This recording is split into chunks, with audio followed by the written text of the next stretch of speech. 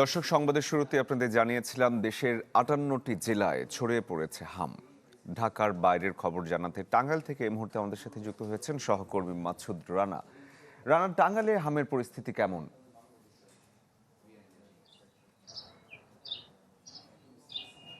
শরীফ, গত কয়েকদিন ধরেই কিন্তু এই হামের যে পরিস্থিতি তার চেয়ে অনেকটা উন্নতির দিকে রয়েছে বর্তমান আজকের এই সময়ে।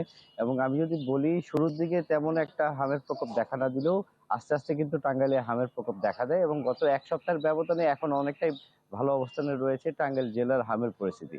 এখন পর্যন্ত আজকে গত ২৪ ঘন্টায় ৮ জন নতুন রোগী ভর্তি হয়েছেন এবং ২৪ জন কিন্তু এই আমার পিছনের যে হসপিটালটি দেখতে পাচ্ছেন, এটি কিন্তু আইসোলেশন সেন্টার।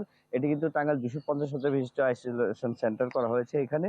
এই ২৫০ শয্যা বিশিষ্ট জেনারেল হাসপাতালে এটি ছিল মূলত ডায়রিয়া ওয়ার্ড। পরবর্তীতে ডায়রিয়া ওয়ার্ডের যে রোগীগুলো সেগুলো পার্শ্ববর্তী একটি ভবনে স্থানান্তর করা হয়েছে এবং এখানে আইসোলেশন করা হয়েছে। এখান থেকেই কিন্তু হামের রোগীদের চিকিৎসা দেওয়া হচ্ছে এবং এখানে বর্তমানে ২৪ জন রোগী ভর্তি রয়েছেন। এর মধ্যে আমি যদি একটু তথ্য জানিয়ে রাখি, এই হাম আক্রান্ত অধিকাংশ রোগীর সংখ্যাই কিন্তু ১.৫ মাস থেকে ১৩ মাস বয়সী শিশু যারা রয়েছেন তারাই কিন্তু এই হামে আক্রান্ত বেশি হচ্ছেন। এছাড়াও আক্রান্ত রোগীর স্বজনরা জানিয়েছেন, এই প্রথমে জ্বর, ঠান্ডা, পরে শরীরে র্যাশ দেখা দেওয়া সহ অন্যান্য যে ঠান্ডার যে সমস্যাগুলো রয়েছে সেই কারণে কিন্তু মূলত এখানে পরে নিয়ে আসেন এবং ডাক্তারের শরণাপন্ন হওয়ার পরে বিভিন্ন পরীক্ষা নিরীক্ষার পরে জানতে পারেন যে হাম হয়েছে।